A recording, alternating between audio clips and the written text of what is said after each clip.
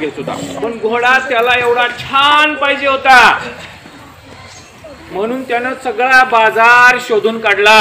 एके ठिकाणी तो आला, त्यानं त्या घोड्याची किंमत विचारली. घोडा पांढरा शुभ्र, चमकदार, उंच, दिसायला सुंदर असा घोडा होता.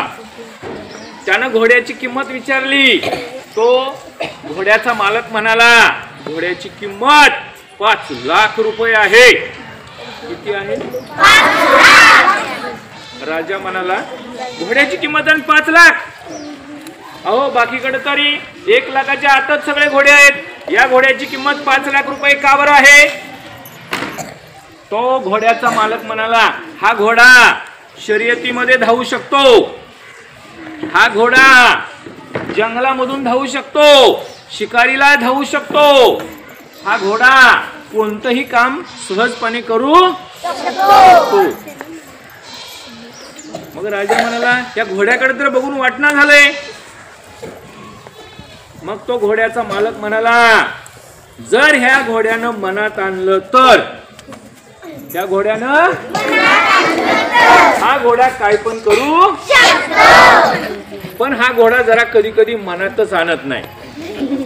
घोडा मनातच आणत नाही. तसं आपली पण अवस्था असते.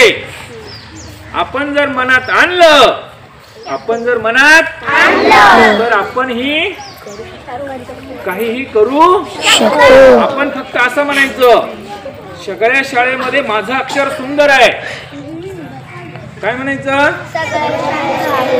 माझं अक्षर, असं नुसतं म्हणायचं. आणि मग त्यासारखं पुन्हा थोडं थोडं थोडं लिहायचं. 15 दिवसामध्ये सगळ्या शाळेमध्ये अक्षर आपलंच सुंदर होतं. असं म्हणायचं, सगळ्या शाळेमध्ये मला छान वक्तृत्व करता येतं, भाषण करता मग थोडे दिवसांनी आपल्याला तसं छान भाषण करता येतं. फक्त मनात आणायचं. आधी कुठं आणायचं?